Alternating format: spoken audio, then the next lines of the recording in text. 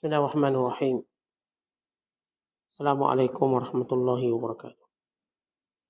Alhamdulillah, salatu wassalamu ala rasulillah wa ala alihi wa sahbihi wa man sara ala nahjihi wa istanna bisunnatihi wa ihtada bihadihi ila yaumiddin, amma ba'du. Qala al-musannifu rahimahullahu ta'ala wa nafa'ana Allahu bihi wa bi'ulumihi fid dharain amin. Telah berkata Imam Al-Allamah Syekh Abdul Qasim Al-Qushayri, semoga Allah Ta'ala merahmatinya dan kita mendapat manfaat serta barakah ilmunya. Ustaz Al-Syekh mengatakan, ketahuilah bahawa hakikat kemerdekaan terletak dalam kesempurnaan perhambaan. Jika perhambaannya benar untuk Allah, maka kemerdekaannya bersih dari perhambaan sesuatu yang berubah. Adapun orang yang berangan-angan dirinya diserahkan hanya kepada Allah dengan melepaskan semua waktu untuk ibadat dan menyatukannya dengan dirikannya dari batasan amar ma'ruf nahi munkar, maka dia adalah orang yang mengerti dalam membezakan beban-beban hukum.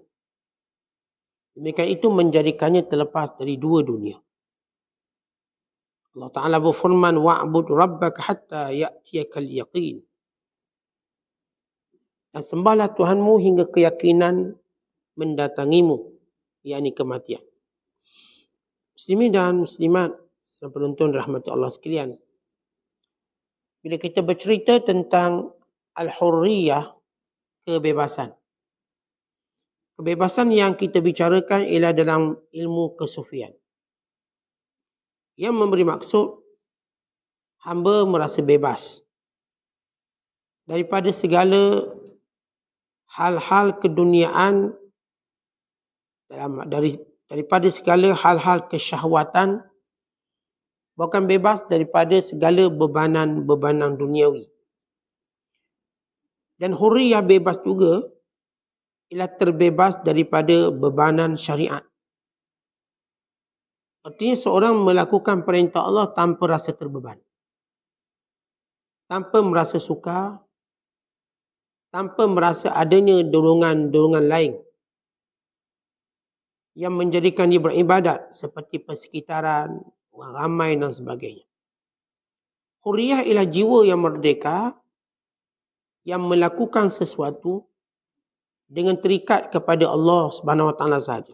Kata ulama, makna hurriyah, kemerdekaan, dia berkait dengan dua unsur penting. Yang pertama, bebas daripada segala perkara-perkara yang tiada kaitan dengan Allah Ta'ala. Bebas daripada segalanya. Yang kedua, mengikat diri dengan seluruh perintah Allah. Mengikat diri dengan seluruh kehendak Allah. Dengan membuang kehendak nafsu, dengan membuang kehendak duniawinya. Yang ada kehendaknya ialah kehendak Allah Ta'ala. Kita ada beberapa istilah yang hampir sama, tapi tak serupa. Di antaranya ialah istilah yang kita sebut ubudiyah, perhambaan mutlak pada Allah. Kita ada istilah yang kita sebut ibadat, kemudian kita sebut sebagai ubudiyah, kemudian kita sebut hurriyah. Bila kita sebut ibadat, ialah seorang melakukannya dengan ilmu. Orang sembahyang, puasa. Bila kita sebut ubudiyah, perhambaan, memberi maksud seorang yang bermujahadah untuk benar-benar meletakkan dirinya sebagai hamba, nak buat semua perintah. Dan bila kita sebut hurriyah, ini seorang yang melakukan semua perintah Allah dengan rasa senang, dengan rasa seronok, maka ini dinamakan sebagai bebas. Tetapi bila kita berjaya membebaskan diri daripada semua belenggu-belenggu dunia dan semua bebanan-bebanan yang ada pada ibadat, berarti kita bebas. Maka orang ni dia akan bebas bercakap.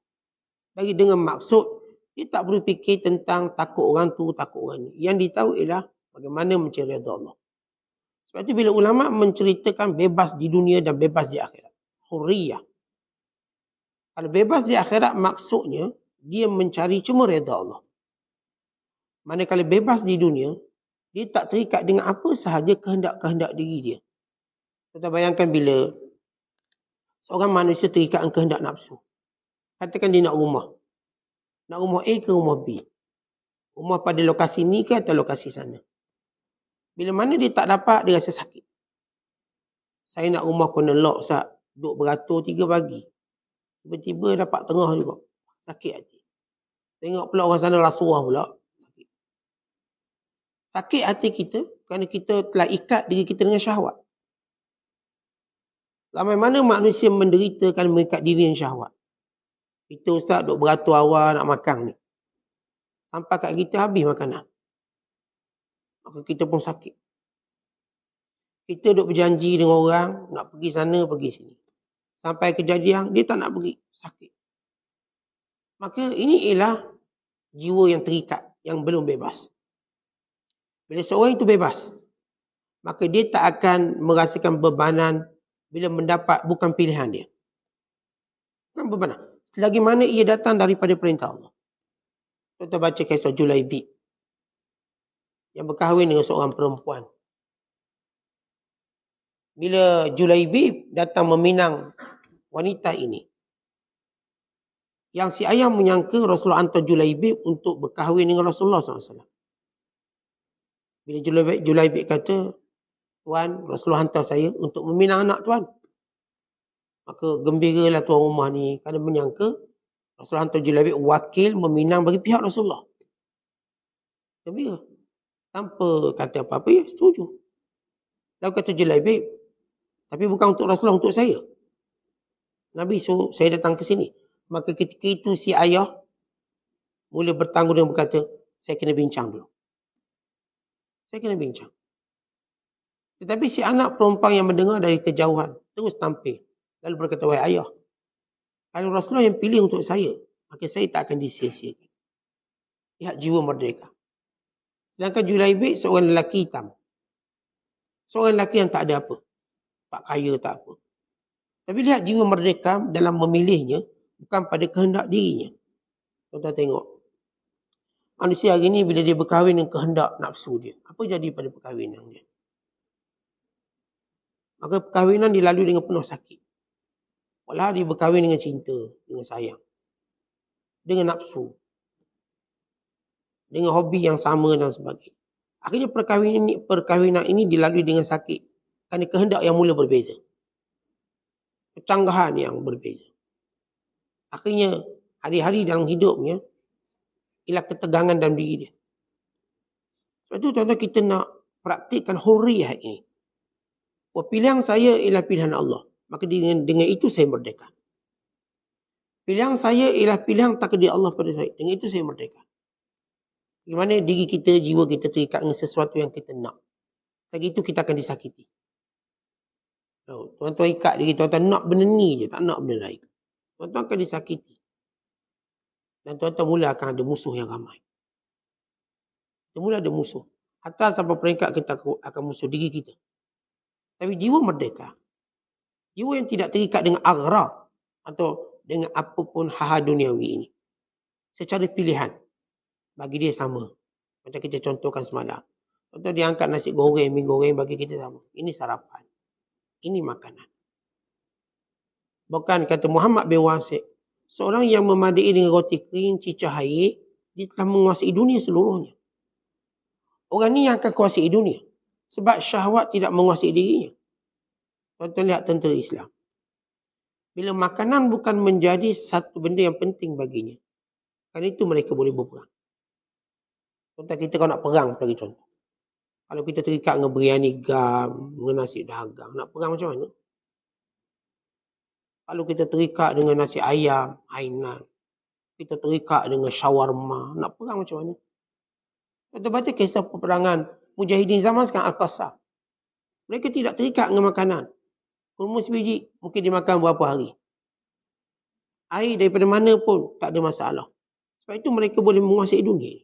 Mereka calon-calon yang akan menguasai dunia. Sebab mereka tidak terikat dengan benda ni. Dan Rasulullah telah mendidik para sahabat. Ketika mana mereka menggali parit dalam tempoh 2 minggu dalam perang Khandaq. Dalam keadaan kurang makanan dan keadaan lapar. Dan mereka mengadu pada Nabi SAW. Maka Rasulullah mengangkat perutnya dan tunjuk bagaimana Rasulullah mengikat perutnya dengan tali yang diikuti dengan batu untuk menekan perutnya supaya tidak berbunyi. Sahabat melihat Rasulullah SAW pun membuang nilai makanan dalam hidupnya. Kerana melihat perjuangan yang besar. Mereka inilah yang akan menguasai dunia. Kalau saya kata kita terikat. Bunyi nak pergi perang, bawa semua berapa ratus. Bawa semua ni ayam. Ayam yang dah perak marinate lagi nak pergi perang. Tak mungkin. Kita tengok ni yang sahabat-sahabat kita di Palestin. Di perang dia buat apa di badan dia? Hampir tak ada apa-apa. Mereka senjata. Hanya senjata. Tak ada apa-apa di badan dia. Pergi dekat kita kebal, letak bom meletup. Dan begitu mereka perang. Kadang-kadang mereka pergi dengan kaki ayam. Tanpa ada kasut. Tak adalah orang kata ada topi ke helmet. Tak ada apa. Kosong. Peperangan yang tak pernah berlaku dalam sejarah peradaban perang moden. Mereka datang dengan keadaan tangan kosong. So tak ada peralatan itu dan ini tak ada. Cuma buat bom tak kat tangan. Satu senjata. Bom. Kemudian mereka pun menghilangkan diri. Bom mereka menghilangkan diri. Sehingga menimbulkan ketakutan yang teramat di kalangan pihak musuh. Kerana mereka hurriyah. Mereka benar-benar punya jiwa merdeka yang hebat. Mereka buang ikatan mereka dengan isteri yang mereka tinggalkan, anak-anak kecil yang merindui ayahnya. Semua itu tidak ada dalam ikatan mereka. Contoh kita kadang-kadang nak ke masjid pun teringat anak. Kena balik awal anak kecil. Anak ajak jalan-jalan. Terikat dengan cucu. Saat ni, di sekolah ni saya tak lagi kuliah. Sebab terikat cucu ada kat rumah. Ada 7 orang cucu. Kita tak datanglah kuliah. Sibuk main cucu. Kita lihat bagaimana kita tidak punya hurriyah. Pada benda yang menjadi satu kebiasaan kita dalam beragama. Pun kita tak boleh nak iltizam. Hanya dengan sedikit ujian yang telah menjadikan kita hamba. Kalau kita menjadi hamba cucu. Kita menjadi hamba kepada cuti kita. Kita menjadi hamba pada semua benda ni. Sehingga kita tidak boleh buat perkara yang menjadi rutin ibadat kita pada Allah. Maka kita tidak punya hurriyah. Kerana jiwa hurriyah adalah sebuah jiwa yang pertama tak akan membezakan antara sesuatu bentuk. Dan jiwa hurriyah tidak terikat dengan sesuatu perkara. Dan jiwa hurriyah tak akan berhenti dalam melaksanakan benda yang mereka biasaannya dalam mentaati Allah. Ini hurriyah. Contoh dia tak terikat dengan tidur. Akhirnya dia boleh bangun malam. Apa yang dikehendakinya. Dia tak terikat. Dia tak terikat dengan kuasa-kuasa manusia atasnya. Kerana dia adalah token untuk dirinya sendiri. Kita tanya orang, apa beza kerja sendiri kerja dengan orang lain? Dari satu aspek. Kalau tuan-tuan kerja dengan orang, apa tuan-tuan rasa? Apakah tuan-tuan rasa ada kemerdekaan? Tak, tuan-tuan terikat. Dia kata datang sekian buku, sekian. Tuan-tuan terikat. Bayangkan kalau tuan-tuan berubah daripada asal kerja orang kemudian dia token. Oh, saya rasa masa saya punya. Saya boleh tentukan sekian-sekian. Saya tak perlu fikir tentang cuti umum ke cuti apa. Sebab saya tahu, saya rasa nak cuti, saya cuti. Kalau tuan-tuan dia token, tuan-tuan tak terikat dengan cuti hari tu, cuti hari ni, tak ada. Sebab saya bos. Kalau saya rasa saya nak cuti, saya cuti. Kita bos kedai makan, kita bertutup. Orang tanya, ni ada hari pelepasan awam umum ke apa? Tak ada, saya memang nak cuti. Kita tak terikat. Rasa nak seminggu nak cuti 2 hari, kita cuti. Lihat bagaimana jiwa bebas ini. Tapi kita bukan bercakap tentang hurriyah dalam bab pekerjaan. Kita bercakap hurriyah dalam bab melakukan ibadat pada Allah. Kalau kita nak mulai terikat dengan tidur, tak boleh start ngantuk. Bagaimana kita sukakan tidur, kita tak mampu qiyam. Kita terikat dengan makan minum. Bagaimana kita suka makan minum, kita tak mampu siam, ini puasa.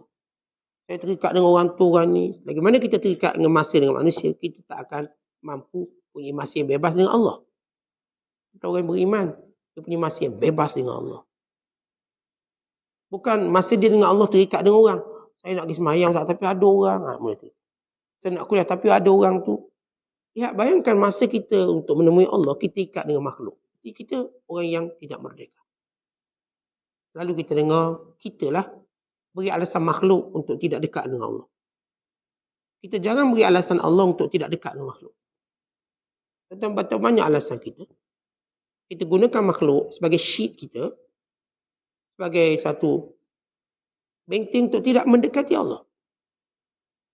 Saya nak buat benda tu, buat ni. Tapi ni, ada orang ni suruh ni, suruh orang. Tapi jangan kita kata power ataupun orang yang menggunakan, meletakkan Allah menjadi suatu sempadan hubungannya dengan manusia. Saya tak akan berkawan dengan dia sebab ia akan merosakkan masa saya dengan Tuhan. Tapi manusia tak peduli. Dia akan kawan dengan semua orang yang merosakkan masa dia dengan Tuhan. Bahkan kadang-kadang isterinya merosakkan masa dia dengan Tuhan. Kadang-kadang suaminya merosakkan masa dia dengan Tuhan. Kita lihat bila Rasulullah ajar orang lelaki.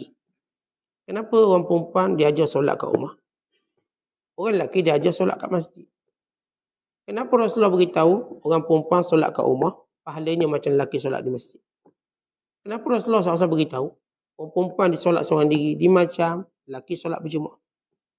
Kenapa ada beza ni? Supaya setiap orang tidak terikat dalam melaksanakan ibadat kepada Allah. Kita bayangkan bila kita beribadat dan kita terikat. Lelaki ni terikat dengan isteri, nak pergi masjid kena tunggu isteri bersiap. Akhirnya dia pun lambat ke masjid. Sebab isteri dia banyak benda nak siap bekal anak lagi, susu anak lagi, banyak. Jadi dia akan ketinggalan banyak seorang lelaki. Itu belum cerita kalau ajak perang bawa perempuan sekali, lagi susah. Sebab perempuan nak buat pakaian apa lai, lagi perang. Maka benda-benda seumpama itu menjadikan kita terikat. Sebab itu Allah jadikan wanita, dia ada peranan dia. Dia ada perintah Allah, tanggungjawab dia. Lelaki dia ada. Dibezakan. Kenapa dibezakan? Untuk membentuk hurriyah. Supaya kita lelaki sampai waktu solat, kita keluar tanpa fikir isteri kita buat apa. Keluar je. Nabi SAW, kerana Nabi SAW fi mihnati ahlihi. Wa iza hadratis salah, kharaja. Rasulullah tolong isteri dia. Bila berada di rumah. Bila sampai waktu solat, Nabi keluar dan tinggalkan isteri dia. Nabi tak terikat lagi dengan kerja. Sebab itu bukan kerja Rasulullah. Itu tolong. Kita tuan-tuan tolong isteri kita masak. Tolong. Tengok 5 minit lagi nak zuhur. Kita pun berhenti. Bang, jangan lagi bang, ikan tak basuh lagi. Itu bukan kerja aku. Nak lagi solat, itu kerja aku. Yang ni kita tolong. Dan sampai waktu kita keluar. Dan nanti kita balik solat, kita kembali. Untuk tolong. Dia faham dia tidak. Oh, Ustaz. Maaf Ustaz, kita tak ke masjid. Kenapa? Oh, rumah suruh siang ikan. Ustaz. Rumah tak kerti siang ikan. Jadi satu hal pula kita. Kita tak punya jiwa hurriyah, kebebasan. Setiap orang kita ada masa. Baik saya kata orang perempuan dia ada masa-masa dia dengan Allah. Laki ada masa-masa dia dengan Allah.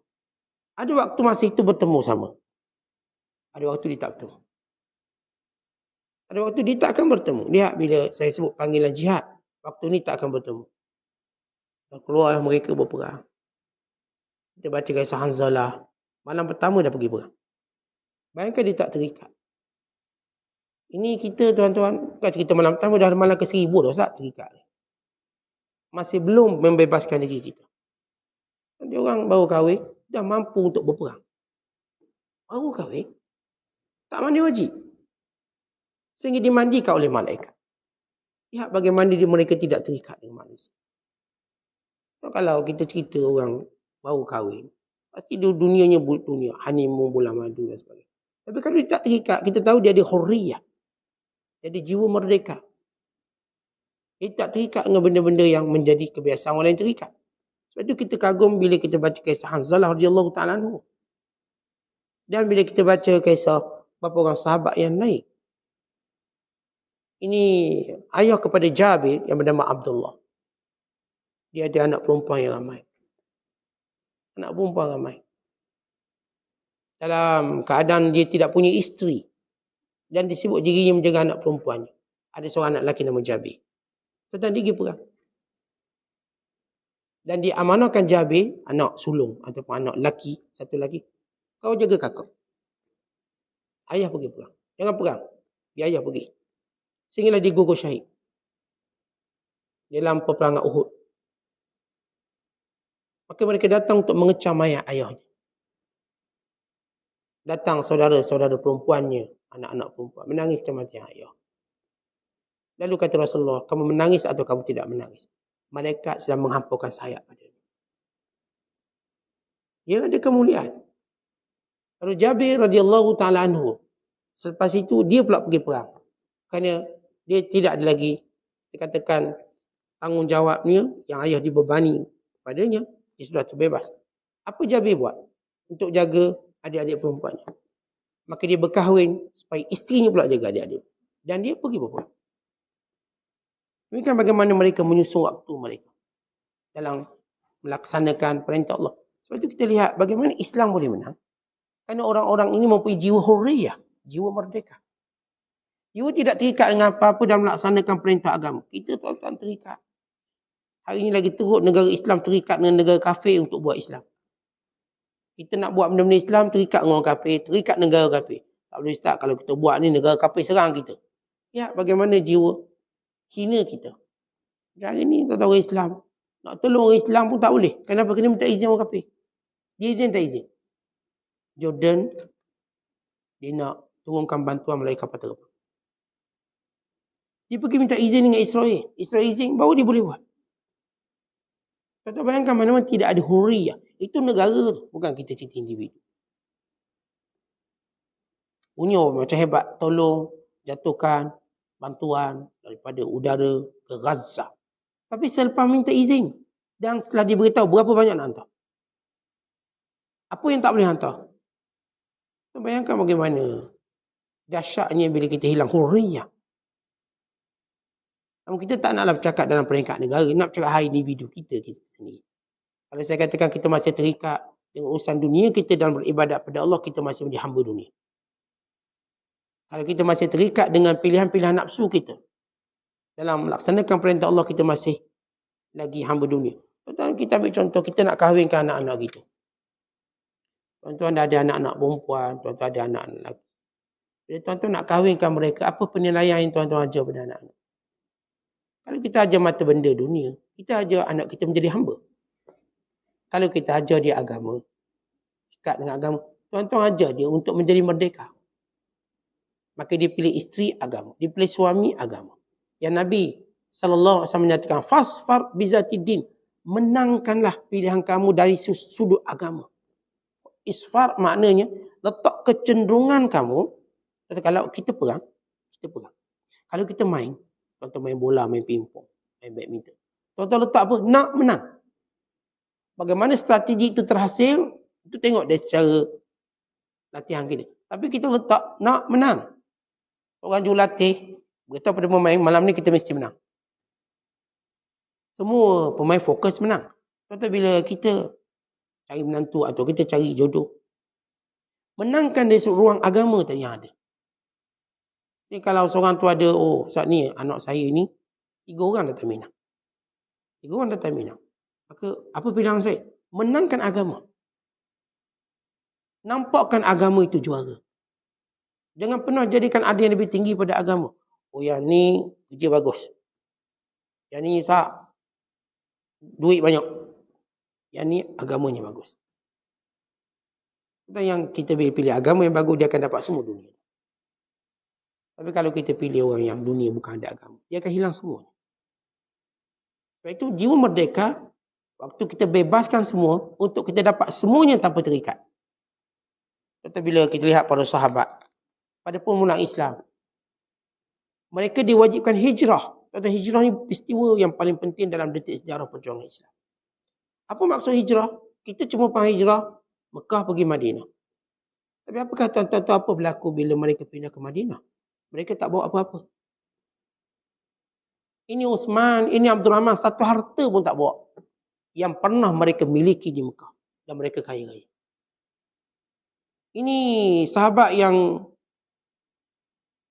terkenal bernama Suhaib Ar-Rumi. Jutawan Mekah. Dia mula-mula waktu nak hijrah, dia sorok semua harta dia. Beranggapan satu hari nanti dia akan dapat balik. Dia sorok harta. Kemudian dia berhijrah. Di tengah perjalanan dia disekat oleh musyrikin Mekah. Lalu berkata, Ya Suhaib, innaka ataitana sa'lukan la mala laka, fakathura fina amwaluka. Wahai Suhaib, kamu dulu datang ke Mekah, kami ingat lagi, kamu miskin. Kemudian harta kamu pun jadi banyak sebab kamu duduk dengan kami. Ini berbisnes dengan kami. Apakah hari ini kamu akan tinggalkan kami dengan harta kamu? Tidak mungkin. Suhaib tidak berfikir panjang lalu berkata, apakah kamu nak kalau aku beri seluruh hartaku dan kamu biarkan aku untuk berhijrah? Lalu kata mereka, ya. Kalau begitu hartaku di tempat ini, tempat ini. Bebas daripada harta. Dia pergi ke Madinah dengan tak ingat lagi hartanya. Melainkan pergi melihat, pergi hijrah kerana Allah. Lalu bila dia sampai saja di Madinah, apa kata Rasulullah? Nabi tengok Suhaib Rumi dari kejauhan, Nabi kata apa? Rabbiha Aba Yahya. Untungnya Abu Yahya, gelaran baginya. Untungnya. Perniagaan yang Allah terima. Dan tu ayat. Wa man yashri nafsahu ibtigha'a mardatillah. Siapa sanggup menjual dirinya dan apa yang dimilikinya untuk mencari redha Allah. Inilah jiwa merdeka. Tuan kita, mereka ni harta banyak. Hijrah tak boleh bawa, tak Allah Ta'ala uji mereka tak bawa sikit pun. Tapi mereka sanggup. Kenapa? Jiwa merdeka. Apakah bila mereka sampai ke Madinah mereka jadi miskin? Tak. Mereka pun kaya. Tapi kali ini mereka kaya tanpa terikat. Kaya mereka tanpa terikat. Dengan maksud harta ini digunakan untuk perjuangan agama. Ini Abdul Rahman tinggal harta banyak. Datang tak ada apa-apa. Sehingga dia meminjam dengan Sa'ad bin Rabi. Pinjam. Tak ada duit, pinjam. Dan dia mulakan perniagaan sehingga dia kaya kembali. Tapi kaya sesudah dia membebaskan dirinya daripada tunduk pada harta dunianya. Yang diperoleh pada zaman kafirnya. Hari ini dia mendapat harta pada zaman Islam dan hijrahnya. Pada keadaan jiwanya merdeka. Tuan-tuan kita ajar anak-anak kita. Biar disiplin jaga solat dulu. Okey, cari harta. Ini solat pun tak lekat. Kan dia nak cari duit. Maka dia mendapat harta yang akan ikat diri. Orang yang kita ajar anak-anak kita solat. Ajar anak kita patuh hukum. Ni anak-anak ni kalau nak pilih kerja, ni tempat ni tak bagi solat, saya tak kerja tempat ni. Oh, tempat ni bagi solat, saya akan kerja. Ini orang-orang yang merdeka. Lepas itu para ulama menyebut, merdeka terhasil sesudah sempurna ibadat dia. Sesudah sempurna ketaatan dia dari sudut hukum hakamnya, maka dia benar-benar merdeka.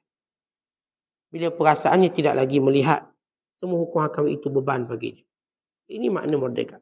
Jadi apa yang disebut oleh para ulama lagi, tanda kemerdekaan bagi seorang hamba adalah ketiadaan hatinya di bawah perhambaan makhluk, kepentingan duniawi dan tujuan-tujuan akhirat.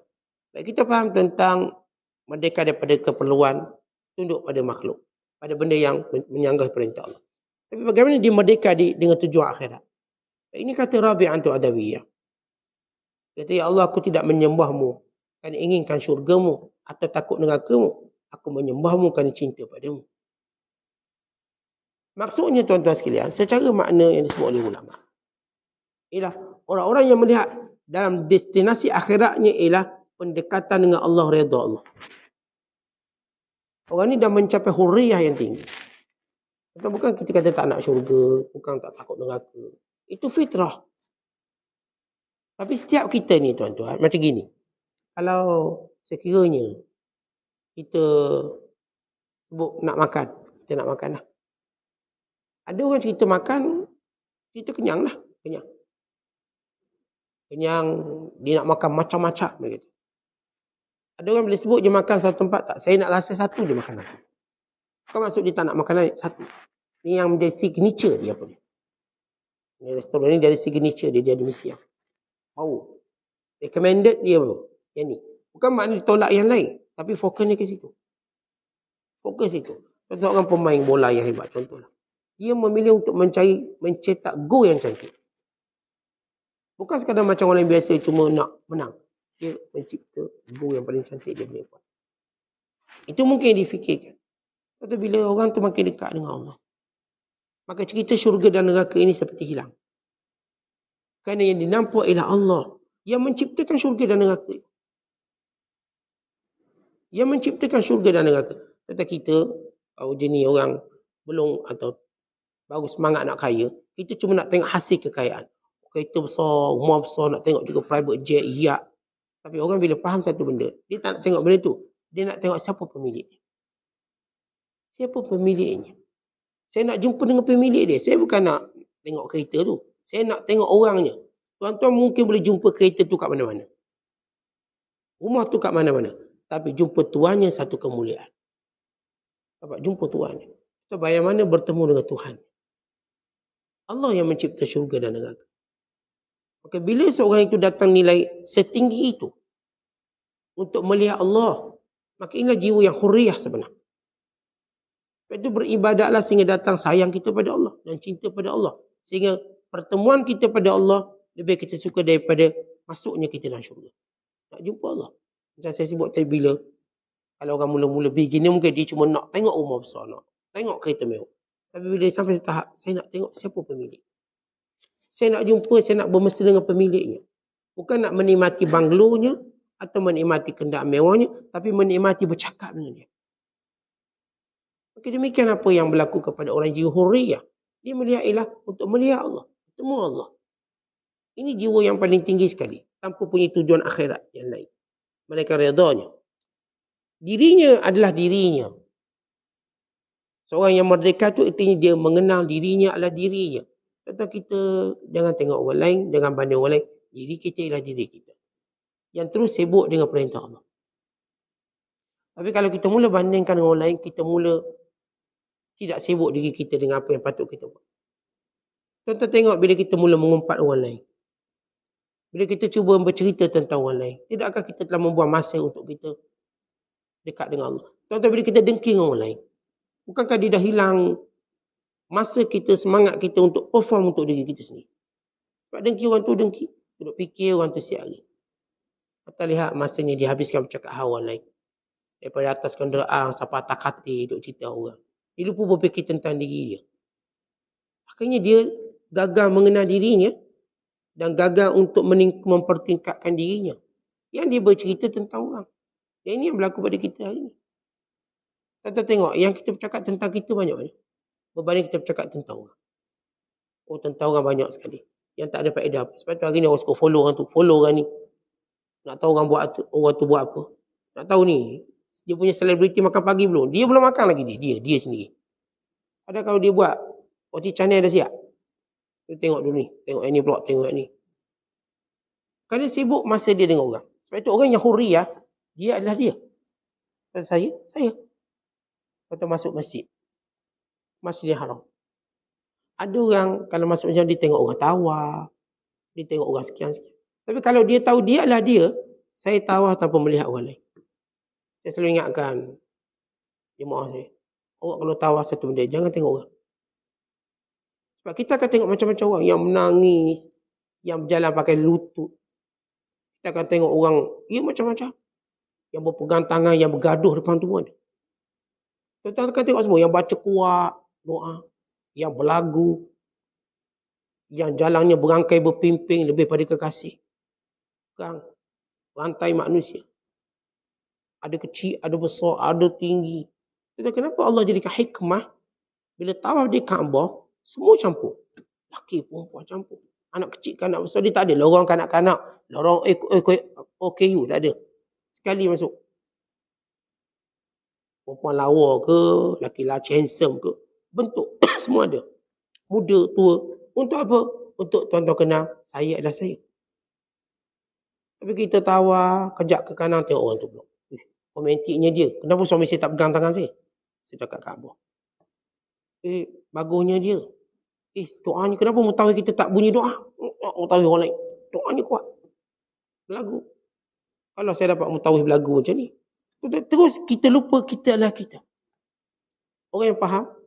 Bila ditawar. Dia seolah-olah merasakan dia seorang diri tawar. Macam tuan-tuan solat. Tuan-tuan memang duduk ansar. Maka tuan-tuan tak fikir orang sebelah siapa. Allahu Akbar, kita fikir bacaan kita. Kita fikir tentang khusyuk kita. Kita tak fikir orang lain. Tuan-tuan masuk hospital. Sakit. Tuan-tuan akan sibuk untuk berfikir orang lain. Saya sakit. Tak ada nak fikir orang ni. Saya tak ada. Saya tahu saya sakit. Saya tahu saya nak ubat. Saya nak sembuh. Kita tak peduli apa masalah. Orang ni, orang tu. Tetapi demikian kita diajar dalam banyak ibadat. Sebab itu kita adalah kita. Dan Islam telah ajar kita. Dalam ibadat, tak payah nak tengok orang. Tetapi dalam jutaan manusia kita pergi Arafah, Mina. Allah ajar kita jangan tengok orang. Kita adalah kita. Lalu kita setiap pergerakan dan perpindahan kita ada zikir yang perlu kita sebut. Zikir. Kenapa? Kita adalah kita. Saya tengok dia lagi kuat ibadat. Tak, jangan berdua. Kita adalah kita. Akademika orang yang hurriyah. Kata orang hurriyah boleh menikmati nikmat yang kecil. Tanpa tunggu nikmat tu besar. Sebab apa? Dia tak pernah banding orang. Okey, okey. Adalah kita tuan-tuan, kita duk makan ikan goreng, duk tengok orang makan lamb shank. Memang tak selera lah kita. Kita tuan-tuan duk makan burger biasa, tengok orang tu. Burger dia double king. Kita, mana dia besar lagi. Ini jenis pula kalau makan kat hotel buffet. Kita ambil ini, dia ambil kat mana pula makanan ni. Dia macam, yang ni tak habis ke makan ni. Sebab apa? Dia sentiasa melihat orang lain. Dia baru boleh kereta baru. Tengok orang sebelah besar lagi kereta pada dia. Kena tukar kereta ni. Terus. Rupanya jiran sebelah lagi lawa kosing dia kita. Asal dah beli baru. Kerana kita bukan kita. Kita mula menjadikan kita ialah fulan. Lalu kita terus menjadi hamba. Dan saya kata budaya bercakap, abang tengok suami orang tu bang. Abang tengok. Dah jam lah kita. Jam semua suami. Suami pula kata pada isteri, awak cuba tengok perempuan. Awak tengok tak isteri orang tu. Awak tengok. Jam isteri dia. Begitu rumah tangga kita yang rosak. Kerana kita lupa kita adalah kita. Dan kena ingat perjalanan kita. Allah jadikan berbeza. Sebagai ujian apakah kita melihat perbezaan itu atau kita melihat diri kita. Kata anak dia macam ni. Anak kita macam tu. Tuan-tuan janganlah tengok anak tuan-tuan nak suruh anak. Maka tuan-tuan lihat apa yang perlu kita buat pada anak-anak kita. Anak-anak kita apa Quran slow sikit. Anak dia tahu-tahu 2 bulan habis dah. Reti dah baca. Tahu-tahu setahun hafiz Quran. Anak kita merangkak, kadang membujur lalu anak kita. Anak kita slow, kadang turun pangkat balik, rendah balik. Dah tinggi, kena turun. Kita akan turun marah anak kita. Sebab bila kita cuba samakan orang lain. Kau tengok anak orang tu, kau ni yang jadi tak bijak sangat ni makan apa. Ini ikut keturunan mana? Keturunan bapak dia ke apa? Dia gaduh semua orang. Bila dia mula cuba bandingkan, dia mula masuk dalam medan perbalahan. Dia akan berbalah dengan anak dia. Dia akan marah anak dia. Sehingga anak dia tidak punya lagi potensi diri. Sebab apa? Dimatikan. Dan jangan marah anak. Kaji kelemahan anak. Macam mana kita boleh bina daripada kelemahan itu dia kekuatan? Tak apa kalau anak kita sebab abang tak boleh hafal laju, tak apa kita hafal pelan-pelan. Abang hafal yang ni. Sekian. Kalau orang macam ni, dia akan buat sesuatu yang jauh lebih baik. Tapi kalau kita suka banding-banding, sebab tu kita kata anak kita bodoh. Sebab kita banding. Kalau tuan-tuan tak banding, tuan-tuan tak akan kata anak tuan-tuan bodoh.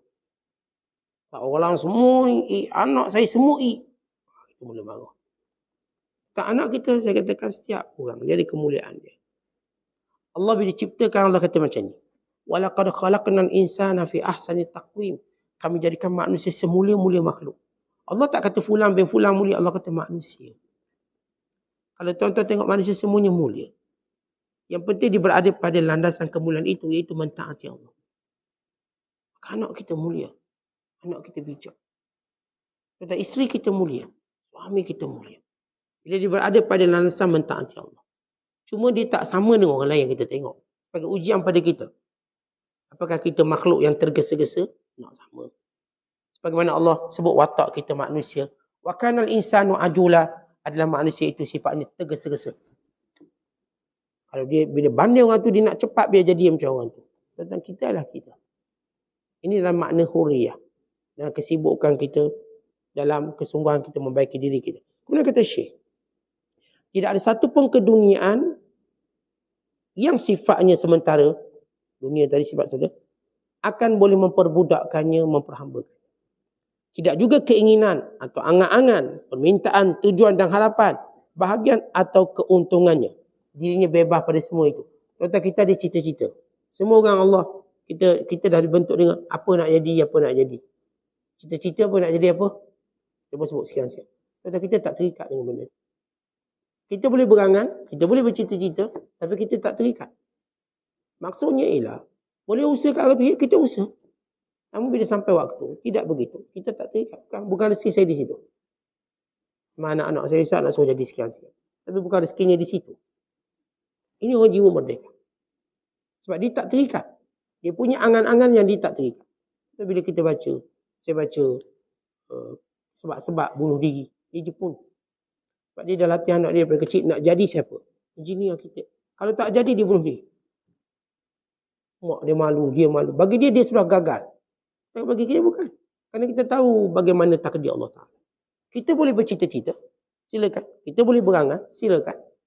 Tapi bagaimana keputusan kita tahu. Allah yang tentukan. Kita boleh bercerita dengan biasa. Saya dulu memang nak jadi doktor, Ustaz, tapi rezeki saya kat sini. Kerana kita mula tak terikat. Kerana kita faham. Saya dulu nak jadi engineer, tapi rezeki saya di sini. Saya nak jadi cikgu. Tapi rezeki saya dapat bini cikgu. Okay. Saya nak jadi sekian. Rezeki saya dapat benda ni. Tetapi ini semua benda-benda yang kita terima. Kerana kita tak terikat. Tapi yang saya kata ini sampai peringkat bunuh diri kalau tak dapat benda dia nak. Dia bunuh diri. Bahkan kadang-kadang menyalahi hukum. Ada seorang perempuan nak jadi pramugari. Tapi tak cukup tinggi. Dia pun cuba buat tinggi. Patahkan tulang dia untuk tinggi. Jumpa doktor tulang. Mana nak suruh tinggi? Doktor kata patahkan tulang. Letak alat, tarik tulang sikit-sikit. Maka naik berapa cm dalam masa setahun. Tetapi bila dah tulang dia sembuh, akhirnya dia tak fikir pula nak jadi pramugari. Tukar cita-cita lain pula. Bayangkan nanti dia nak patahkan apa pula. Ini orang-orang yang terikat dengan cita-cita. Dan menjadi hamba. Tuan-tuan, saya kata kita boleh berangan, boleh bercita-cita. Tapi jangan hamba kepada cita-cita kita. Kita takkan jadi hamba pada cita-cita kita. Saya manusia yang merdeka. Saya akan bercita-cita, tapi saya tak terikat. Cita-cita saya hari ni pagi ni nak makan sekian-sekian. Ni terasa ni. Elio ni terasa nak makan lemang lagi. Ibu tengok angkat bukan lemang. Biasa. Itu okey. Kita boleh punya selera. Tapi apa pun yang datang, kita okey. Kenapa? Kita merdeka. Kita merdeka. Kita tak akan terikat dengan benda itu. Maka ini jiwa merdeka hurriyah. Di dalam kehidupan manusia. Kata Ash-Shibli atau dalam Ash-Shibli. Dia kata, tidak akan engkau tahu bahawa, orang tanya pada dia, tidak akan engkau tahu Allah itu penyayang? Dia kata, benar. Sebab aku tahulah aku tak minta Allah sayangi aku. Sebab Tuhan adalah penyayang. Kata gini, satu analogi mudah. Kalau tuan-tuan tahu isteri tuan-tuan sayang tuan-tuan, tuan-tuan kena tanya ke, awak sayang tak abang? Tuan-tuan kena tanya. Orang yang tanya kan dia tak yakin. Seorang isteri tanya, bang, nak tanya, abang sayang tak saya? Pada tengok suami dia punya bagus. Baru niat sarapan dah sampai kat depan. Suami dia punya bagus. Abang saya baru niat, abang dah beli. Ya, sebab dia sayang. Isteri dia baru sebut, dia dah habiskan. Tiba-tiba dia tanya soalan, abang sayang tak saya? Bagi suami ni kata, ni soalan ni tak patut ditanya setelah dia melihat semua benda. Kenapa perlu tanya? Atau abang kena sayang saya. Apa lagi yang kurang? Seolah orang kalau berada pada memahami Allah penyayang, maka dia tak kata, ya Allah sayangi aku. Tadi tahu Allah sayang dia. Dengan segala nikmat sekian-sekian. Dari satu sudut. Bila kita mula mengenali Allah, kita tak perlu tanya sayang dia pada kita. Tapi kita terus sibuk buat apa yang menjadikan dia sayang pada kita. Tentu kita tahu, Allah dah sebut Allah sayang orang macam mana. Sekian. Allah rahmati orang macam mana. Allah dah sebut dalam banyak ayat-ayat Al-Quran. Allah merahmati orang ni. Dan Nabi kita SAW dah sebut, Allah merahmati orang sekian. Rahimallahu mra'an. Samhan iza syara, wa samhan iza ba'a, wa samhan iza qtada. Allah merahmati orang yang bila belinya juga tolak ansur. Bila meniaganya tolak ansur. Bila minta hutangnya tolak ansur. Bila bayar hutangnya juga tolak ansur. Maksudnya kalau hutangnya, dia patut bayar bulan depan. Tak apa, minggu ni dia bayar. Dia boleh dikatakan bulan depan, bukan minggu ni. Tapi dia tolak ansur untuk bayar awal. Ini orang berhutang. Orang yang berhutang pula tolak ansur. Berapa hutang? 100, tak apa, bayar 80. Ini semua orang yang Allah rahmati dan Allah sayang. Betul kita buat benda tu. Lalu kita sibuk, sehingga tak sempat nak sebut, ya Allah rahmati saya, sayangi saya. Sampai tak sempat nak sebut. Ini maksud dalam Ash-Shibli. Ini kalau saya katakan dalam hubungan suami isteri. Kita tak perlu tanya atau tanya pasangan kita, awak sayang saya tak? Awak cinta saya tak? Betul, bila kita buat satu benda yang dia cinta, dia akan cinta kita. Tak perlu dia beritahu saya sayang awak. Itu cerita orang belum kahwin boleh lah. Orang belum kahwin, dia belum ada apa-apa, sebab tu dia kena ikat dengan sayang. Sayang tak? Dia pun hantar loh, beribu loh. Dah kahwin lama tak ada lohnya. Hantar okey, maklum dah. Sebab benda tu ada dalam diri kita. Bila si isteri tengok apa suami dia buat, si suami tengok apa isteri dia buat, mereka faham. Orang ini terbina sayang dengan fitrah. Fitrah. Kata bila suami sakit dia pun cakna, itu tanda sayang. Tak boleh cakap saya sayang awak. Isteri dia sakit dia cakna, itu tanda dia sayang. Dia doakan. Ini semua benda-benda yang berkait dengan hurriyah. Yang tak perlukan kepada bukti.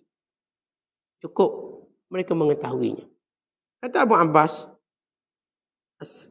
As-Sayyari bagi nisbah seorang yang suka berjalan.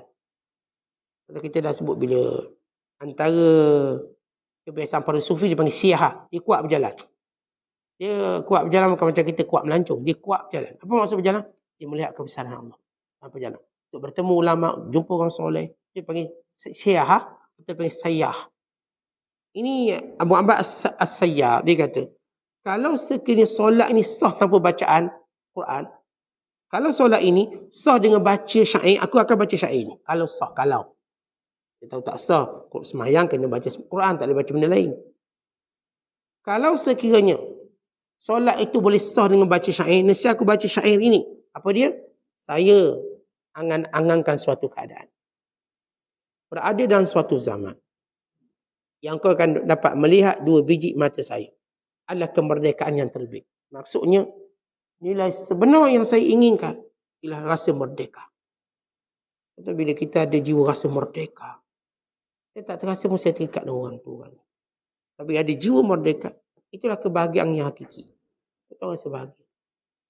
Contoh buat sesuatu bukan kerana orang suruh.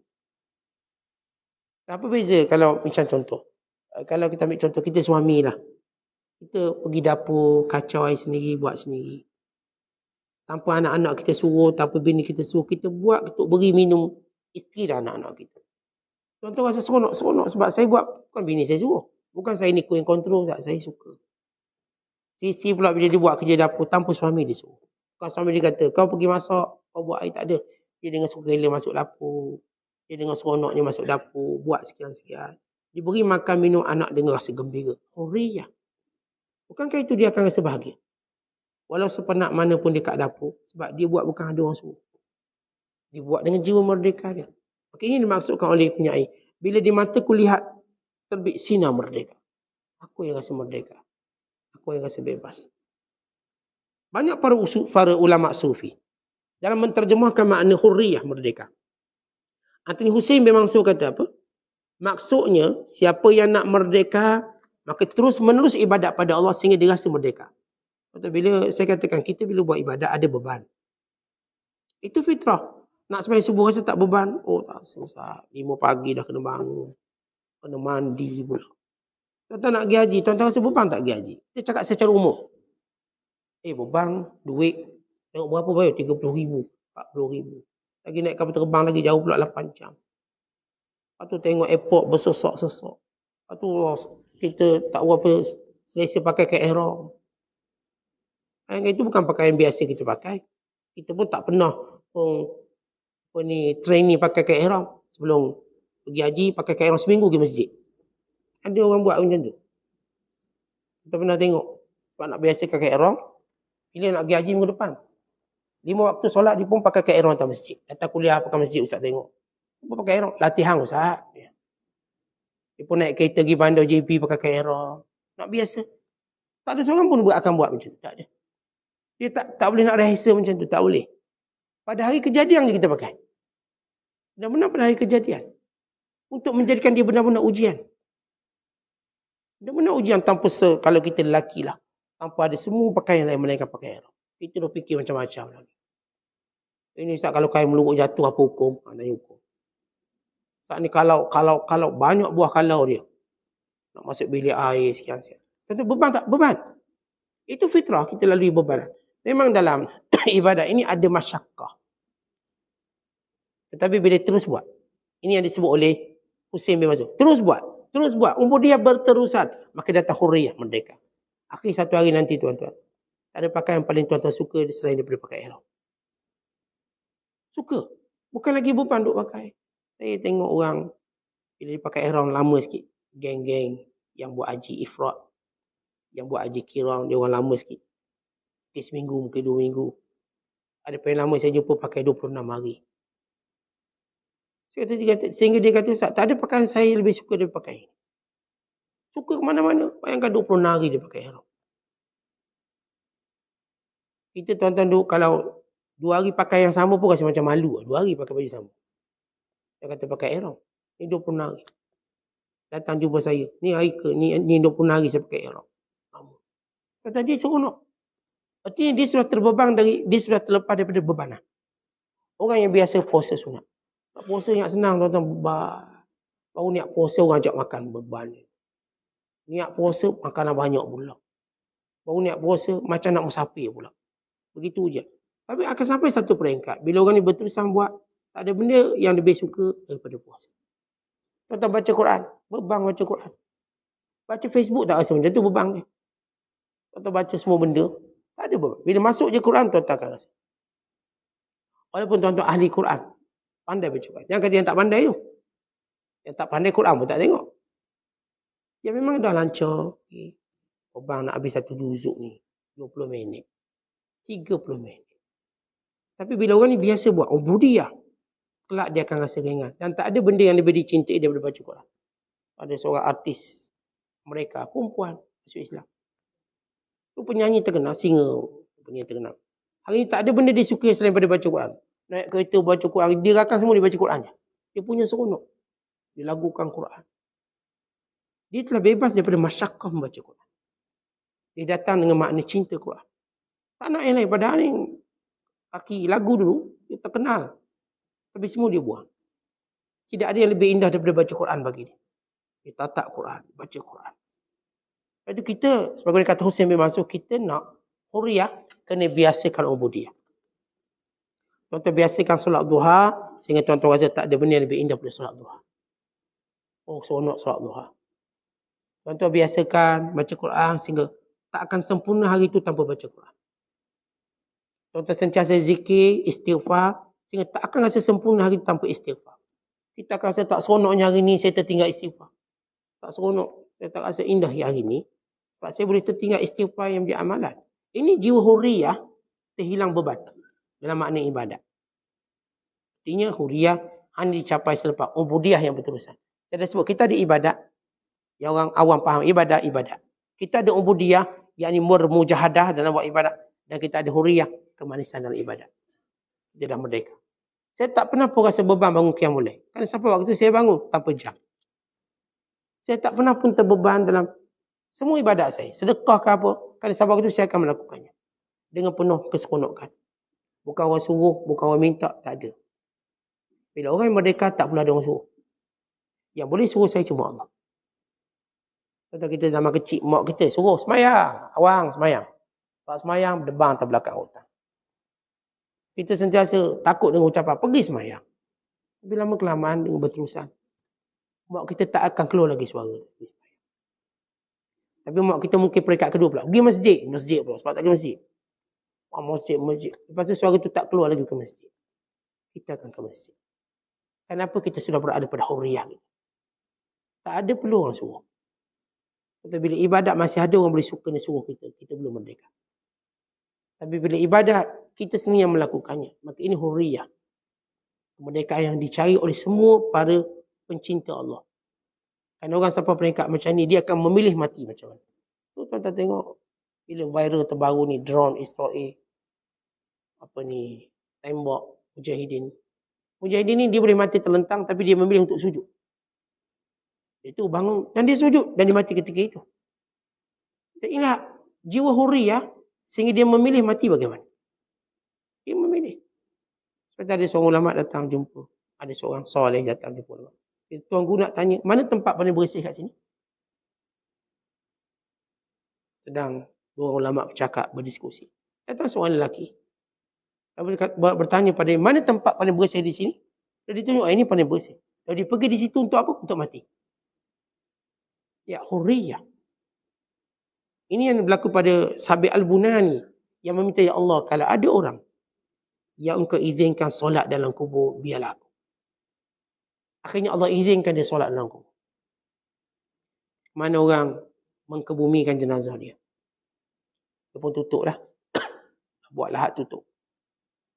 Tiba-tiba kayu yang tutup tu terjatuh. Maka dia lihat satu ruang yang besar. Itu kau besar. Dan dia melihat si mayat tadi sudah berdiri solat. Maka cepat tutup. Lalu orang yang menanam Sabit Al-Bunani, rahmatullahi alaih, pergi bertemu dengan anak perempuan dia. Kami nak tanya, apakah Sabit ada permintaan tertentu? Anak dia kata ada. Aku pernah mendengar ayahku berdoa, ya Allah, kalau ada orang yang kau izinkan untuk solat dalam kubur, biar aku. Kata dia punya seronok solat, dia nak solat sampai dalam kubur. Bayangkan orang yang jiwa huriyah, dia telah memilih bagaimana cara dia berada. Kerana bila orang tu saya katakan Allah bagi dia huriyah ini, maka dia akan terus memilih yang terbaik dalam beragama. Dia akan memilih untuk mati bagaimana. Benar, mati Allah tentukan dan sebagainya. Tetapi orang ni, orang-orang yang Allah pilih ini, dia akan meminta mati bagaimana. Tentang ketika orang macam kita, tak pernah terfikir nak mati macam mana. Paling baik pun kita sebut mati husnul khatimah, itu paling baik kita. Ya Allah, matikan aku husnul khatimah. Itu pun sebab amin doa tu imam. Allahumma khtim lana bi husnul khatimah. Kita dengar husnul khatimah, kita buat amin. Nasiblah imam tu doa.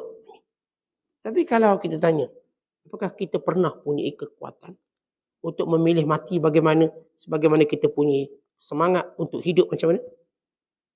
Pasti di kalangan kita tak ramai. Saya dan tuan-tuan punya visi untuk hidup bagaimana. Saya kalau nak hidup, mesti pencen macam ni. Saya ada visi itu. Tuan-tuan pun ada visi dan misi. Tapi apakah kita ada visi dan misi bagaimana nak mati? Mati husnul khatimah sudahlah. Kenapa tak spesifik? Tapi kalau bab dunia spesifik, saya ustaz nak jutawan berapa juta, saya nak biar ada sekian. Terlalu spesifik dunia. Tapi bila akhirat kita terlalu umum. Nak mati husnul khatimah lah. Ialah macam mana? Husnul khatimah? Cuba pilih. Bila ada sahabat yang benar datang, saya ingin memilih untuk macam ni. Mati untuk ditikam di sini, untuk ditombak di sini, ataupun untuk dipanah di sini. Sahabat ni mati, sama macam ditunjuk kat jari dia. Sini. Dia benar-benar benar dengan Allah. Allah benarkan dia. Kalau kita tetap benar dengan Allah dan memilih mati bagaimana, insya-Allah kita akan mati macam ni. Kita akan mati. Maka ini orang yang ada huriyah yang berani berkata, berani bercakap nak mati macam mana. Kita tuan-tuan duduk Mekah pun takut nak doa, ya Allah bila aku mati kat Mekah. Takut. Sebab kita masih punya perhambaan dengan dunia. Even kalau tuan-tuan minta, bukan tuan-tuan mati masa itu juga. Tuan-tuan pergi kat Mu'tazam, ya Allah matikan aku di sini. Doakan. Kenapa saya doa macam tu? Untuk saya bebaskan segala ikatan saya dengan dunia. Kata para ulama menyebut, bila seorang berada pada tempat yang mulia dan diminta mati, ia memberi maksud jiwanya sudah bebas dari semua ikatan. Dia baru nak doa. Ustaz kata awak ni kalau kat Mu'tazam, kan pergi doa, ya Allah matikan kau kat sini. Ustaz, anak saya daftar sekolah minggu depan. Jadi kalau mati anak siapa daftar? Satu lagi Ustaz ni, anak sulung saya nak kahwin. Duit kemah tak bayar ni. Kata kita, kalau orang ni, saya katakan minta mati, dia pun dia tak akan mati. Tuan, saya dah beberapa kali duduk Mu'tazam dan saya minta mati di situ. Saya tak mati pun. Kerana Allah akan tentukan bila saya mati. Tapi saya tahu itulah kemuliaan untuk minta mati di situ. Saya tahu kemuliaan. Saya minta mati di Mekah. Saya minta mati di Madinah. Kita kalau saya kata setiap kali saya pergi haji, saya akan minta mati di situ. Bukan maksudnya, oh tuan-tuan minta, ya Allah mati, lalu kita mati. Kerana Allah yang tentukan. Tetapi itulah usaha kita. Untuk apa? Bebas daripada ikatan dunia. Bebas. Ini kita kadang-kadang baru fikir nak mati. Ustaz, tak boleh, kejap. Awak tak nak biasa doang kan? Awak mati sini. Jangan. Anak ni terikat Ustaz ni banyak. Dia cerita kat dunia ni. Sebab dia janji ni Ustaz balik haji ni, nak pergi Eropah. Nak pergi Balkan. Lihat bagaimana kita terikat dengan dunia banyak. Sebab tu kita tak merdeka. Sebab tu tuan-tuan kita bila pergi haji, bila pergi tempat mustajab, kita tak ada doa yang benar-benar menjadikan kita merdeka. Kita terus terikat. Terikat. Bila Umar Al-Khattab selesai haji, apa kata dia? Dan keadaan bila kita selesai haji, doa mustajab. Allahumma tawaffani fi baladi rasulik. Ya Allah, kau matikan aku di negeri Rasul. Kau matikan aku. Kata Umar bukanlah tua, bukan sakit kecil manis, dah tak ada penyakit tu. Ini Umar Al-Khattab dalam kemuncak dia memerintah jatuh Rom dan Parsi. Kerana Rom dan Parsi jatuh di tangan Umar Al-Khattab. Radhiyallahu ta'ala anhu. Pada usia Umar Al-Khattab, Kita kira muda lah. 63 tahun ni muda tuan-tuan. Kita 63 nak sambung kontrak lagi ada ni 63 tahun. Sambung kontrak. Maksudnya muda. Ini Umar Al-Khattab. Pada usia yang sebegitu, dia minta ya Allah matikan dia. Dengan rombak Parsi jatuh di tangan dia. Dengan khazanah kekayaan negara. Mana ada pemimpin boleh sampai ke kemuncak kuasa, dia minta mati. Dia akan matikan orang lain. Bukan dia nak mati. Dia matikan orang lain supaya dia terus berkuasa. Tapi tidak Umar kata. Kenapa? Kerana jiwanya merdeka. Hurriyah. Itu saya kata, kalau kita tak berani minta mati. Doa pada Allah. Sama ke mana Allah menemplak Yahudi yang mengatakan, kami anak Allah. Muhammad katakan pada mereka, cuba bercita-cita mati. Kalau benar kamu anak Allah, kekasih Allah, cuba bercita-cita mati. Kerana tidak akan berani bercita-cita mati melainkan kekasih Allah. Walan yatamannawhu abada, kata Allah. Mereka takkan sekali-kali cakap bab mati dan bercita-cita nak mati. Walan yatamannawhu abada. Bila Allah kata, betul kamu kekasih Allah? Fatamannawul mauta in kuntum sadiqin. Sila bercita-cita mati sekarang kalau kamu orang benar. Sila. Yahudi terikat dengan banyak dunia. Kata Allah, walan yatamannawhu abada. Mereka, wahai Muhammad, tak akan pernah bercita-cita nak mati. Tak akan. Sebab mereka berbohong.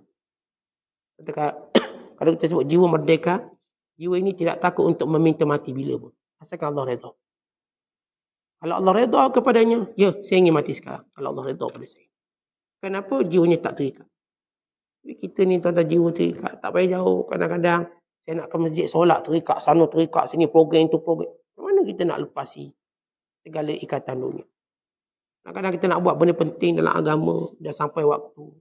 Tapi alasan dunianya masih lagi melekat kuat. Kerana kita masih jadi hamba dunia. Itu orang yang nak membina jiwa yang merdeka. Dan jiwa yang benar-benar dengan Allah. Maka dia kena terus bersungguh-sungguh dalam ibadatnya kepada Allah. Kemudian kata Junaid Al-Baghdadi, tidak akan dianggap sebagai seorang itu bebas merdeka selagi mana ada benda yang diterikat walaupun sekadar hisapan kecil biji. Di sini diterjemah biji-biji yang terkecil. Jadi kalau dia masih fikir nak hisap biji kurma atau masih nak menikmati walau sikit, walau 1 dirham, dia belum merdeka. Ini ada seorang sahabat cerita merdeka. Tengah dia makan waktu perang. Dan satu peperangan Uhud. Dia makan. Dia kata, ya Rasulullah. Sambil tanya. Duduk sebelah Rasulullah, dia makan kurma. Ya Rasulullah, ara'aita in kutiltu fa'ina ana. Ya Rasulullah, kalau saya mati, saya perang, saya mati, saya duduk kat mana? Kata Rasulullah, dalam syurga. Dia tengok kurma dia, dia buang. Dia kata apa? Ini yang menghalang aku masuk syurga. Dia kata, bakhin. Aduhai gembiranya. Maka dia membuang. Fa'alqat tamarat kun nabi yadihi. Dia buang semua kurma yang ada kat tangan dia. Kerana dia kata, ini melambatkan aku mati. Buang. Dan dia pergi-pergi dan dia mati. Dia bebas daripada kurma tu. Yang kata dunia lain. Ini benda yang paling penting ni waktu nak perang. Kurma. Itu pun dia buang. Dan ini kita namakan hurriyah sebenarnya. Kata Junaid, kalau orang tu masih terikat, walaupun sikit, dia belum merdeka. Kerana orang merdeka benar-benar bebas daripada semua hal ini. Untuk dia mentaati Allah, mencari redha Allah. Kalau cerita yang buang kurma tadi, bagi satu daripada contoh yang merdeka jiwanya. Untuk berperang pada jalan Allah. Maka kita pun nilai. Atau kita bukan pada level yang mereka. Tapi kita nak. Pada perkara-perkara yang mudah ni simple tuan-tuan. Pergi kuliah, pergi masjid. Ambil peluang untuk pergi haji pada usia kita yang dah sampai. Dengan rezeki dah cukup. Kadang itu kita nak cuba tanggalkan alasan-alasan. Dah sampai saya pergi haji. Ini duit banyak berkepuk. Bila lagi nak pergi? Tak, kota tak naik. Apa cerita kota-kota ni? Nak pergi haji, tak nak pergi haji. Biar ada sedikit, kita katakan, kesungguhan kita dalam membebaskan alasan. Sebab kota tu alasan. Lepas tu saya tengok orang-orang bila dia tak terima alasan, dia tak akan kata kota. Dia kata, ada jalan lain. Ada seorang hamba Allah cuba 7 kali, even 8 kali untuk pergi haji. Salah seorang jemaah kita. Ni kali keberapa awak cuba? Saya cuba 7 hingga 8 kali. Baru dapat pergi. Kita lihat orang ni cuba buang alasan. Kita Ustaz, kota saya 100 tahun tu saya tengah menunggu Ustaz, sambil zikir 100 tahun. Ini bukan jiwa merdeka. Ini masih jiwa terikat dengan alasan. Saya bila nak buat sesuatu pada ketaatan tu. Kalau alasan tu ada 100 depan, saya akan langkah satu persatu. Sehingga saya benar-benar mati waktu saya berjuang untuk mengatasi alasan. Maka saya terbebas alasan tersebut. Kita sekarang, kerja kita nak lawan alasan kita. Apa alasan awak tak bangun subuh? Bukanlah saya sebab dah tua, tak terpayah bangun subuh. Bukan alasan. Awak patut tua lagi mudah. Tapi kita beri tua. Sebab saya, sebab. Dia punya sebab. Dia dah nama Abu Sabak. Bapak sebab. Sebab dia tak habis-habis. Artinya, sampai bila kita nak kata pada diri kita sebab tu, sebab ni. Sedangkan waktu kita berdiri di hadapan Allah, satu sebab pun tak laku. Satu tak laku. Maka kenapa kita nak buat benda yang tak laku depan Allah? Benda tu cuma laku seketika depan orang.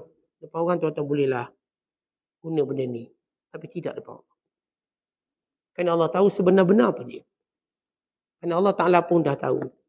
Dan Allah Ta'ala pun dah suruh. Sebab cuma ujian. Sebab bukan penghalang. Dia cuma ujian.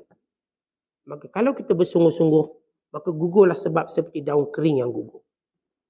Kalau tuan-tuan tak bersungguh, dia terus seperti menjadi daun pisang. Tak pernah gugur walau kering. Kena senjah, kena tarik. Tak jatuh juga. Pernah tengok daun pisang. Dia dah kering, dia takkan gugur. Itulah cerita orang sebab sampai mati. Tapi orang benar-benar mujahadah. Akhirnya sebab itu akan menjadi daun kering yang berguguran dengan begitu cepat. Bukan satu, habis gugur. Sehingga menampakkan dirinya sebenar dalam mentaati Allah dan menikmati hurriyah. Wallahu a'lam bishawab. Assalamualaikum.